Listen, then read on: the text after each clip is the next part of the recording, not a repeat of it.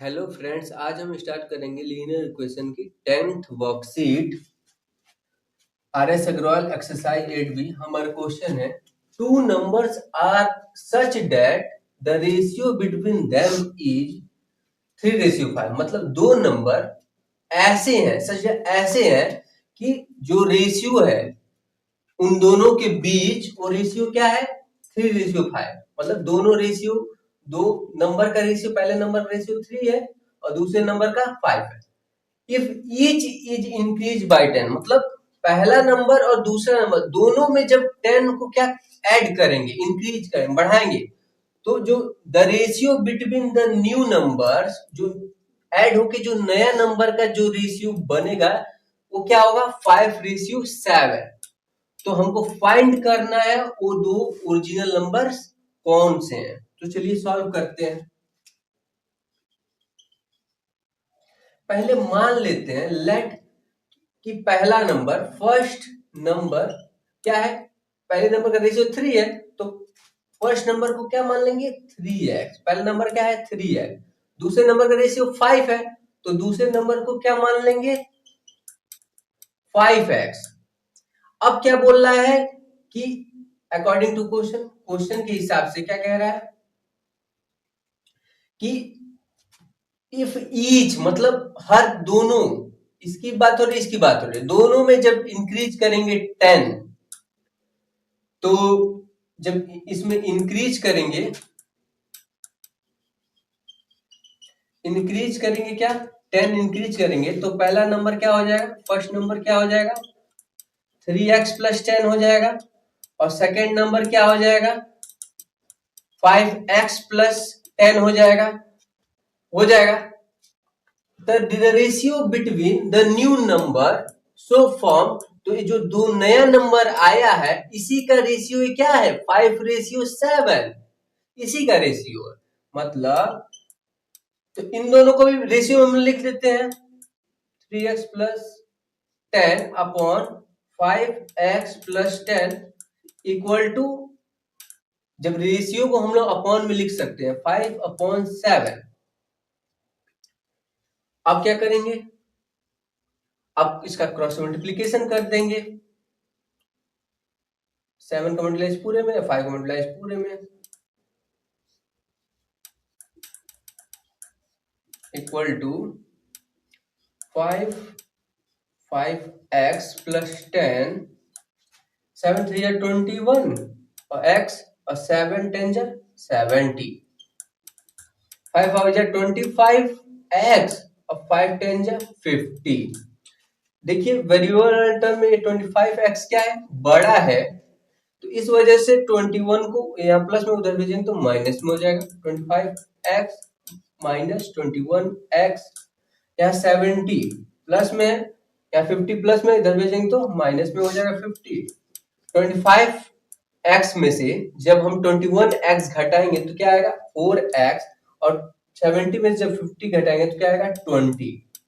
या 4x के साथ क्या है, मल्टीप्लाई में, 4 उधर जाएगा तो क्या होगा, डिवाइड में हो जाएगा, 4 5 जा 20। तो हमारी x की वैल्यू क्या आ गई, 5 आ गई। लेकिन हमको क्या चाहिए, फर्स्ट नंबर और सेकंड नंबर चाहिए, ओरिजिनल नंबर चाहिए। तो फर्स्ट नंबर क्या था, फर्स्ट नंबर क्या था हमारा, 3x था, x की वैल्यू क्या आई है, 5, तो 5 पुट करेंगे, 3 5 जा 15। और सेकंड नंबर क्या था, माने थे हम लोग 5x, x की वैल्यू क्या है 5, 5 5 जा 25। तो पहला नंबर 15 है और दूसरा नंबर क्या है, 25 है। चलिए अगला क्वेश्चन सॉल्व करते हैं। हमारा क्वेश्चन है फाइंड 3 कंसेक्यूटिव, कंसेक्यूटिव का मतलब होता है लगातार ऑड नंबर, हमको 3 लगातार ऑड नंबर पता करना है जिसका सम क्या है, 147।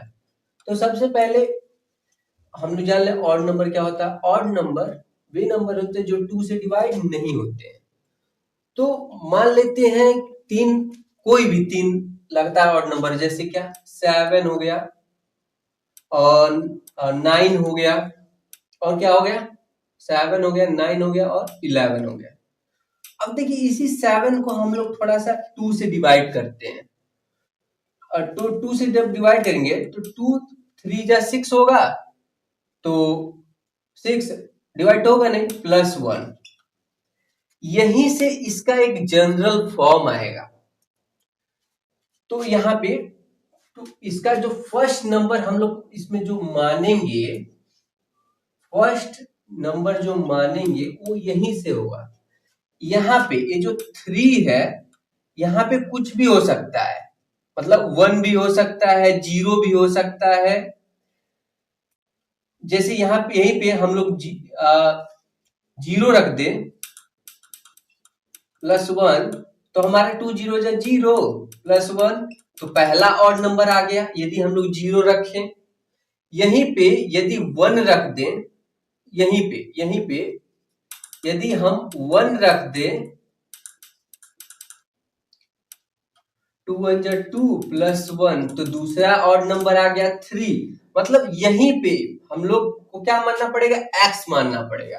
तो पहला नंबर क्या होता है, 2x + 1, मतलब जनरल यदि कहीं भी कॉन्जिक्यूटिव ऑड नंबर की बात हो तो उसका पहला ऑड नंबर जो होता है वो क्या होता है, 2x + 1।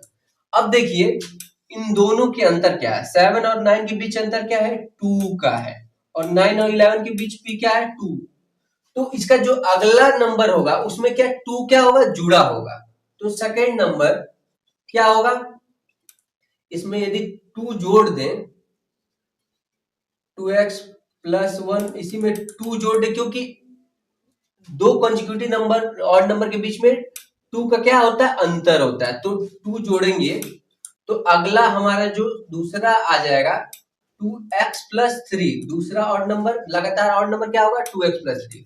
अब तीसरे नंबर में भी, तो दूसरे वाले इसमें भी देखिए 9 में 2 ऐड हुआ तभी 11 है ना, मतलब इस वाले में भी 2 ऐड करेंगे तभी तीसरा लगातार ऑड नंबर आएगा।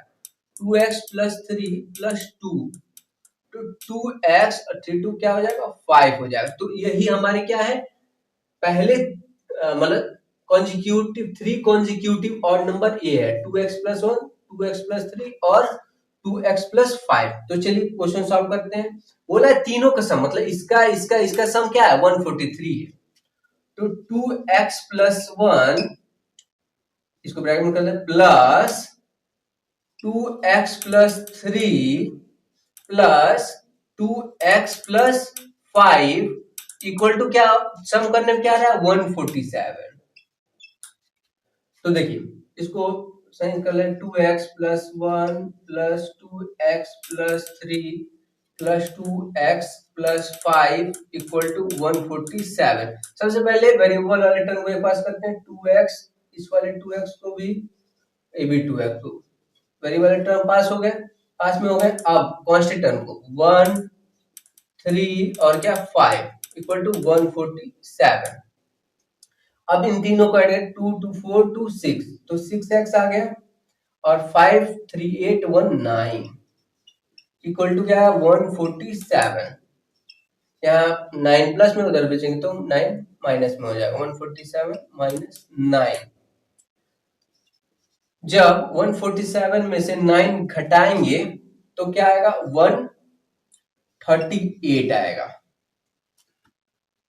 अब x की वैल्यू चलिए निकालते हैं, यहाँ 6 मल्टीप्लाई में हो जाएगा तो डिवाइड में हो जाएगा, 138 डिवाइडेड बाय 6। चलिए इसको डिवाइड कर लेते हैं, 6 से 138, 6 2 जा 12, क्या बचा 1 8, 6 3 जा 18। तो x कट जाएगा कितनी बार में, 23 बार में, तो x की वैल्यू क्या आ जाएगी, 23 आ जाएगी।